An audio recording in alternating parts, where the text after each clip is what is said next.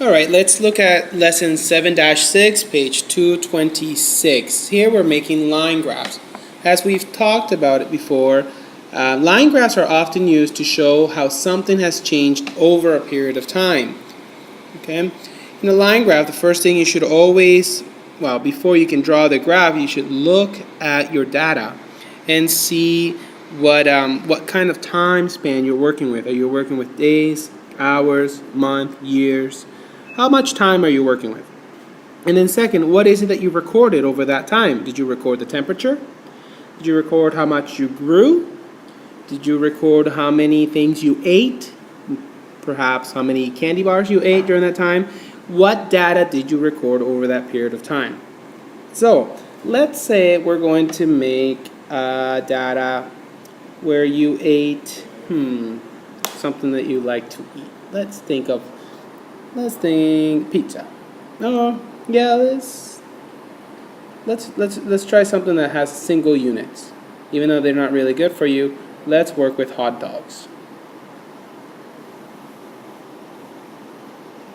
How many hot dogs you ate?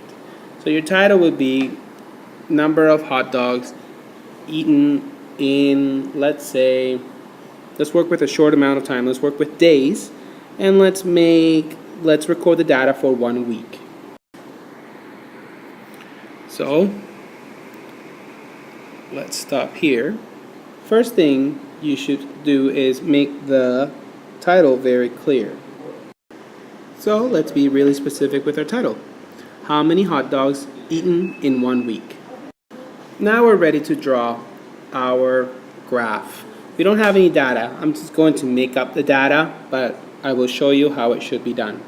You want to draw your vertical axis and your horizontal axis. Okay. And then you want to record along the horizontal axis the time. We're working right now with 1 week. So I'll break it up into 7 days. And then along here, I'm going to record the amount on the vertical axis. So I have to work with units that are reasonable. No one ever really eats 20 hot dogs, or they don't really eat 30 or 15 hot dogs in 1 day.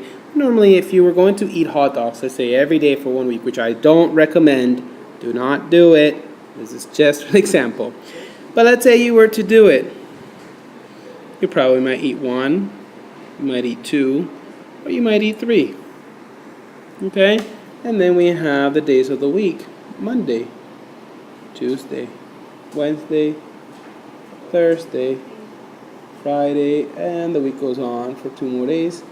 Saturday and Sunday. Okay? So, let's just say we'll use Victor as an example. Victor eats 1 hot dog on Monday. So let's put a little mark on Monday. And then on Tuesday he was a little bit more hungry, so he ate 2. Then on Wednesday he also only ate 2. By Thursday he was kind of sick of them, so he didn't eat any. But then by Friday, because he didn't have very much to eat on Thursday, he ate 3 of them. And then Saturday he only ate 2, and then back on Sunday he only ate 1. Well, what does it look like if we were to connect it for the week? It looks like this. And that's Victor's hot dog consumption for 1 week.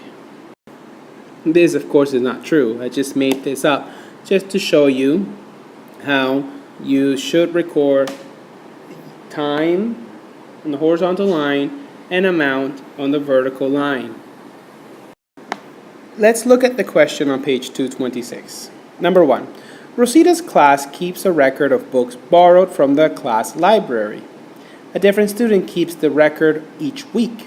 During Rosita's week, she collected and organized the data in this table. Use her data to make a line graph. So the first thing that we should do is write our title. The title's already been given to us. It's right here. Books borrowed from class library. That would be, right here would be a good spot to put the title. right up there. And then, let's see, what are we recording? We are recording the amount of something. Well, that amount should be recorded here.